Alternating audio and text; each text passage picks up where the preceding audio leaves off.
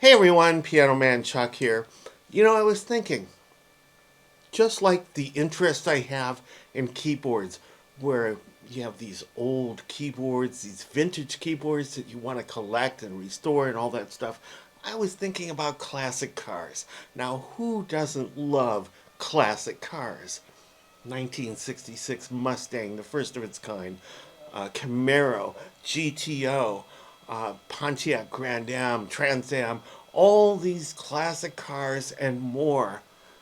And if you're into classic cars and you want to collect them, well, it's kind of tough. I mean, it requires hunting down the classic car you want. That's the first step. Once you have it, you get it back to your place, and basically you've got to restore it. So that's going to cost some money. You got to be a mechanic, and you also have to be an artist to restore the body. They had curves and all that kind of stuff to it. And the worst part, or the most time consuming, is basically tracking down the parts. Most of the parts are not even made anymore today, but you can still find them. It just takes a lot of work to get to them. Once you've restored that car, I mean, the satisfaction, the gratification from that, it's enormous. But once you're done with that, you need to have a place to store that car. Now you want a second classic car and a third and a fourth, same process. Track it down, bring it back, restore it, and rebuild it, store it. It unless you have a lot of money like Jay Leno, who has the money to be able to do this and the people to hire to be able to restore this stuff and all the room necessary to store those cars, it's just not going to happen for people like me and you. We just don't have that kind of money or storage, unfortunately. So the best bet would be kind of the impossible. Think of a sci-fi where you have a button and you press that button and whatever classic car you're in right now can morph from that classic car to the next classic car. Now that would be so cool to be able to press a button and morph from one classic car to another. Unfortunately, that's daydreaming, that's wishful thinking. It's not going to happen. So let's get back to keyboards. And it's pretty much the same process. Track down the keyboard you want, a Hammond B3, a Wurlitzer, a Vox Continental, whatever. Basically, you're going to bring it back. You are going to restore or rebuild it. You got to find the parts. And then when you're done with it and it all works, you need a place to put it in, a place to store it. So if you're going to have a bunch of keyboards and you're going to restore it and rebuild it and all that stuff, you need a lot of room to store it in. Well, here's the difference. Unlike that sci-fi button I was talking about with the classic cars where you can press it and morph from one car to another, well, wouldn't it be cool to do the same thing with keyboards? It's been done. Introducing the Korg SV-1. Now, this is not new. This has been around since 2009. This is the latest, the 2017 model. And if you look at it, where you see red here, it's aluminum. And it has been professionally painted to a metallic red. And what you're seeing on your screen right now can no way come even close to what you would see this metallic red in person with. It's just amazing. It's just like, a car where you got this fabulous paint job that just can't be put into words and can't be seen with a video or a picture. It is fantastic. Now, this is a limited edition. So with the 2017 model, if you buy one of these, you got a limited edition with this metallic red. All right, so anyway, what they've done with this, and before I go on, I got to tell you, this is the coolest looking keyboard on the planet. It is actually sold based on looks alone. It is so cool. It's retro and it combines that with modern technology. LEDs with technology where if you go from one synth to another or one keyboard to another, it snaps into place. Well, more about that in a second, but right now, very cool. It has sold on looks alone. It is the coolest looking keyboard on the planet. It's also sold on sounds alone. So when you combine the sounds and the looks, you've got a real winning combination here. All right. So let's just quickly go through some of the sounds over here. Now, you've got 6 different sound categories: electric piano 1, electric piano 2, clavinet, piano, organ, and other. 6 different categories. Each one of those categories has 6 different variations to it. So 6 times 6 is 36. You've got 36 different sounds built into this. Now, this is the original factory version with the 36 sounds built in, but you can also go ahead and download another sound pack where you get 36 more sounds. How cool is that? So let me go over just to introduce what these sounds sound like. All right, so let's go over to electric piano 1 and take a trip down memory lane.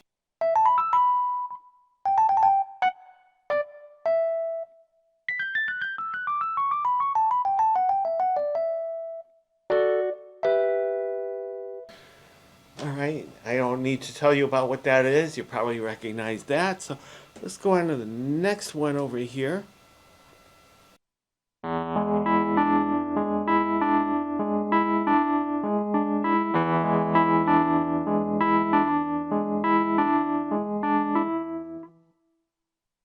All right, so you probably recognize that pretty easily.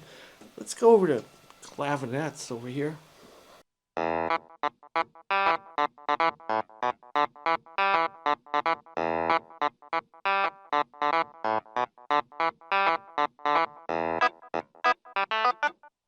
All right, let's go over to piano over here.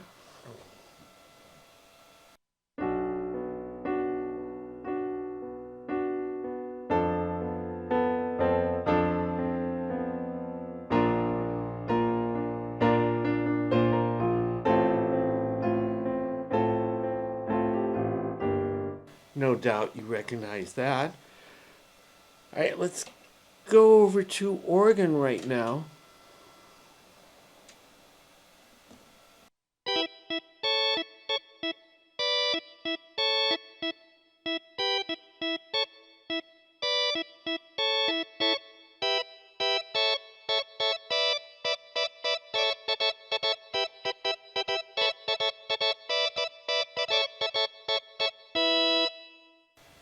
You recognize that, of course. All right, so let's go into the other category. Here's some strings.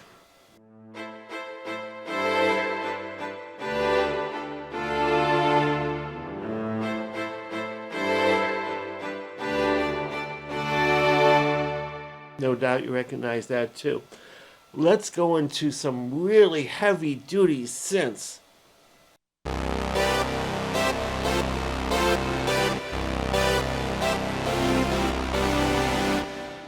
Makes you want to jump, right? All right, so all of these things you recognized immediately from the sounds of that era. And I only went through 7 things out of these 36 different sounds. So that's really cool. All right, so when it comes to the actual keybed, and when most people talk about keybed, they're talking about piano. And again,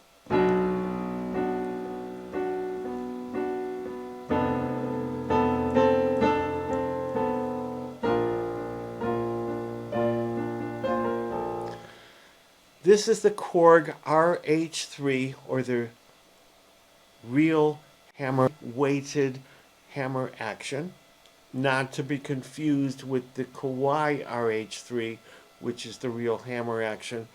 They're two different things, but this is Korg's finest. You'll find this in the Korg Chronos as well. Though the pianos, they have a German grand and a Japanese grand built in, which are really cool sounding. Not quite the same as the German and Japanese grand that are built into the Chronos, but still really, really good. Now, what this doesn't have is splits and layers and pitch bend and modulation wheels. It doesn't have that. But with some of the sound packs, some of the sounds on here do have split sounds and layered sounds. So you can get to that, but you cannot set your own split point. You can't create your own layers or anything like that. But with these vintage keyboards that you're trying to reproduce here, you can do that either. So that's what this is all about. Now, the other thing is this has a real 12AX7 vacuum tube. Now, this vacuum tube that's in here, this is a real analog tube, which makes it so cool. Now, they're using what they call valve reactor technology, and basically a valve is the same thing as a vacuum tube. So valve reactor technology is the same thing as a vacuum tube technology, using that old analog warmth that you get and overdrive that you get with a real vacuum tube. Right? So they actually have a section over here. It's a knob here called drive, and even though I'm on piano right now, let me demonstrate. This is piano, right? Okay. So if I go ahead and change the drive on here,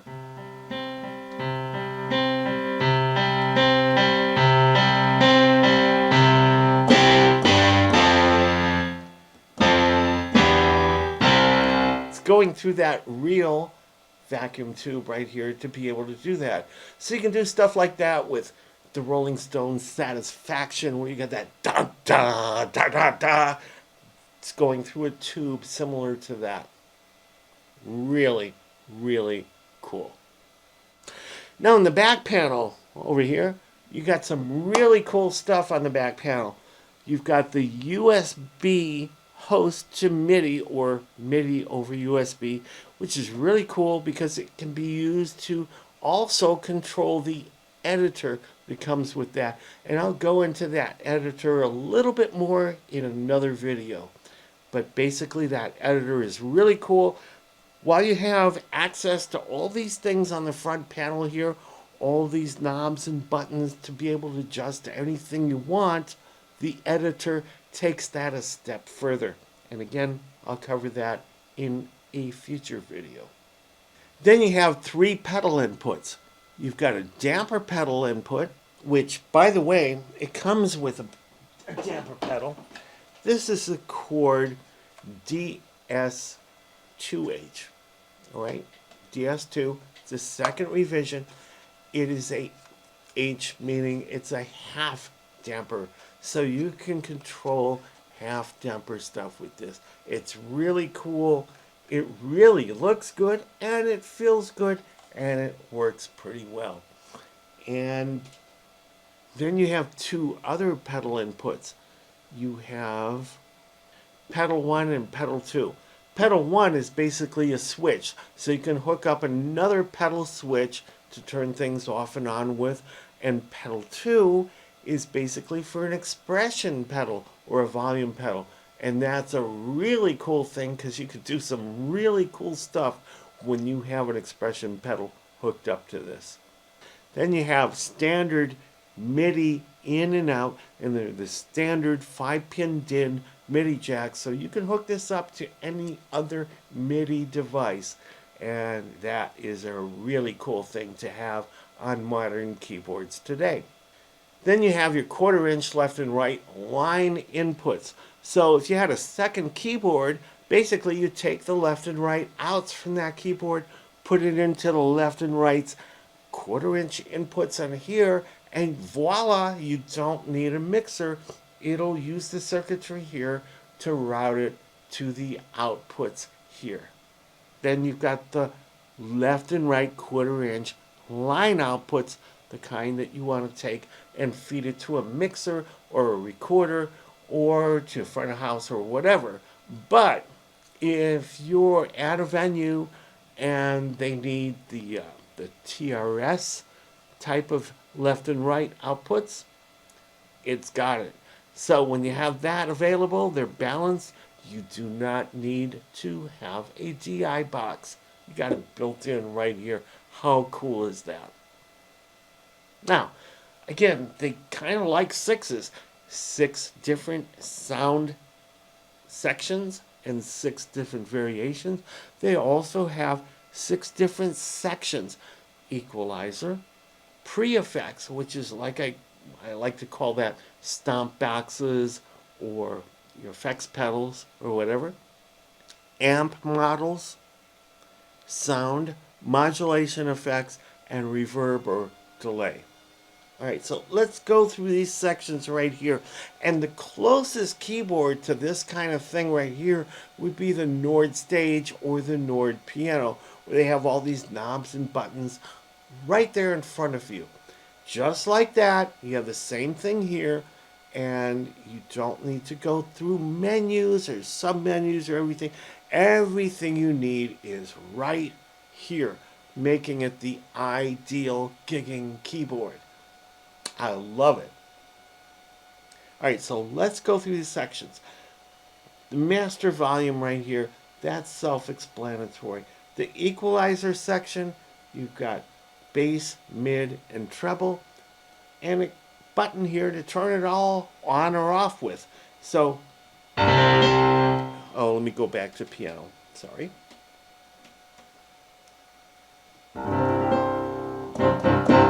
Flat. Let's turn on the equalizer section. We can adjust the bass. The mid. And the treble. Alright, we can do the same thing with what's called the pre-effects section. Now the pre-effects section is really cool. That's where your stomp boxes or your effects pedals are. And basically, you turn it on and you've got comp or compression, boost, U-vibe, vibrato, tremolo, and vox wah. Now vox wah is an interesting one. Actually, let me go over to the organ on here to demonstrate. We put on vox wah and auto pedal. If there is an expression pedal hooked up, it becomes a vox pedal, a wah-wah pedal. So when you're doing something like an organ, you can use that expression pedal to control the vox or wah effect.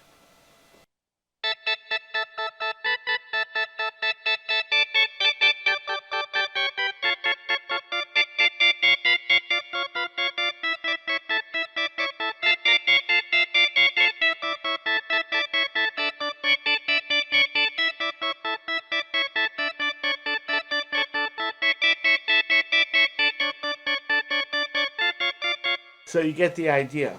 It's really, really, really cool. You can do so many things with this.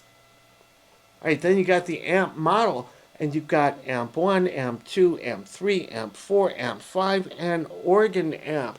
And I'm not going to go through all these things here. There's plenty of videos that go through all that stuff, but know that that is here.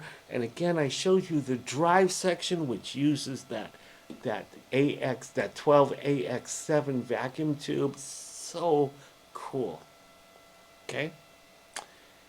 Then you've got the sound section over here, which I already went through.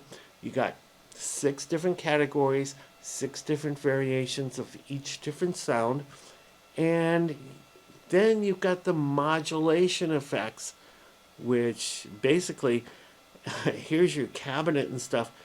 Chorus 1, chorus 2, phaser 1, phaser 2, flanger, and rotary. And you can control the rotary speed and all that kind of stuff over here. And not only the speed, but the intensity, which is really cool. Then you got the reverb and the delay. So with the reverb and delay, you just turn it on basically. And not only can you choose the reverb type, room, plate, hall, spring, tape echo, or delay. And basically when you're on delay, you can use the tap button here to tap out the delay that you like to have. All right, then there's the depth. So just basically to quickly demonstrate, let's go to a piano over here.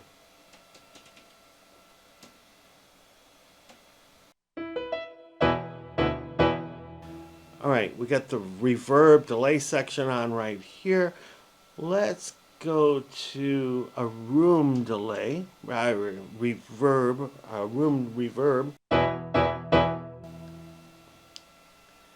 And we can control the depth right here.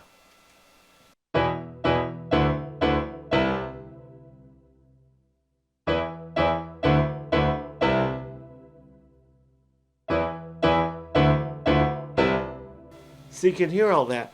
Now these things right here, they all have these LED indicators here because when you go from one setting to another, you know, in the old analog days, you had these knobs with a little pointer on it. But when you went to another setting, it didn't change that pointer. Over here, when you go to another setting, look how that all changes. It shows you where on that knob that you are. And if you experiment with that and you go a little bit too far, you want to go back to the default, you just press the knob and it goes back to the defaults. How cool is that? There is so much more to this keyboard, and I would love to fill you in on that, but I really don't have a few hours to take to do that. But again, I think you get the idea. This is so cool. I'm going to do another video that involves the editor.